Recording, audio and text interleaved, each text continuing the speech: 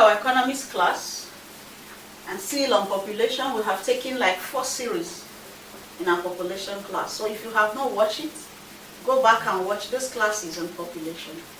We have more than 4 series on population. Today we are going to look at population distribution and its implication on the economy.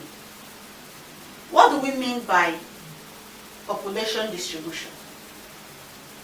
And what is the implication in the economy? How does it affect economic growth, either positively or negatively? Now let's look at population distribution. Population distribution refers to the ways in which the population of a country is distributed into certain categories. And these categories can be in bracket of age, sex, occupation, geographical distribution. These are areas that we can look at population distribution. And so we said it is a way in which the population of a country is distributed.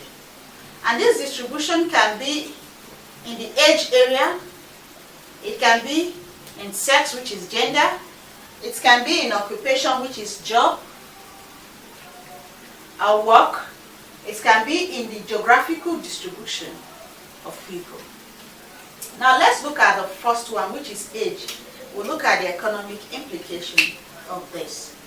When we talk about age, age has to do with the breakdown of the population of a country into age group. The population of a country is categorized into 3 major areas.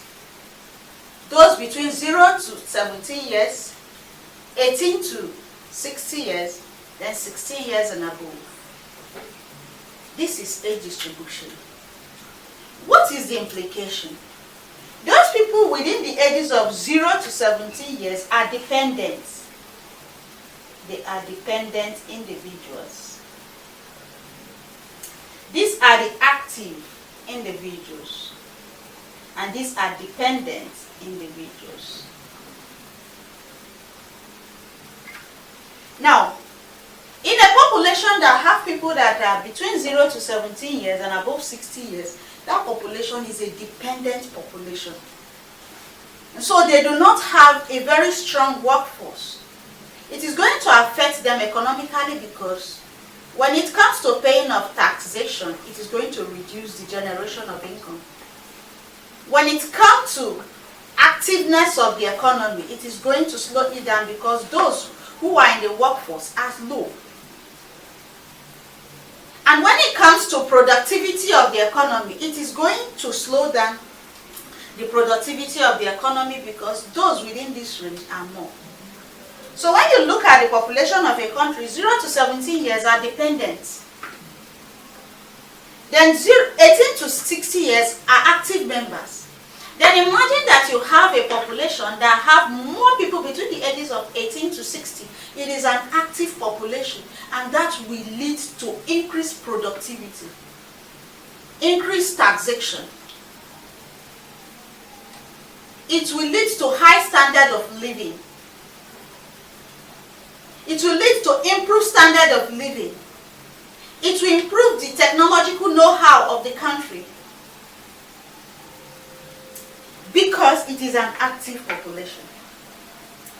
But if we have a population of more old people, these old people are not active. Economically, the country is going to suffer because these people cannot actively work. Economically, they are not active. Socially, they are not too active. Technologically, they are not too active because here you have the sick, you have the elderly, you have the inactive ones, you have the pensioners. So this age group matters a lot in our population distribution. So a population that have dependent people like 0 to 17 years and 60 to and above have a very challenging economic situation because they are dependent on the active members. The active members is going to suffer. Taxation is going to lower. Economic standard is going to lower. Productivity is going to lower. But if you have a population of 18 to 60 years, it's a vibrant population, the economy is going to thrive, people are going to live better life. Then you look at sex. Sex has to do with the number of male and female that exists in a country. If after the population or census being carried out, and you find out that male are more than the female, or female are more than the male, is going to affect some areas. For example, if female are more, you know that there is going to be high birth rate in the economy. High birth rate because the women are more. And there are some jobs that women may not likely tend to go into. Even though they said what a man can do, a woman can do better, there are some areas that even if there are women that want to go into that area, most women might not want to go into that area. And so, workforce in those sectors that require very highly skilled people that focuses on the male gender, I am not discriminating, women can go into it, but there are some areas that few women might want to go into, and they will need more people to be there. It's going to affect the occupational area in that area. Then we'll talk about occupation. If the distribution of a country is within these inactive people, 0 to 17 and 60 years and above, it's going to affect the occupation. Occupation has to do with the job that the individual selects to do. So if it is an inactive population or dependent population, there are some occupational areas that might suffer, which will dampen the productivity.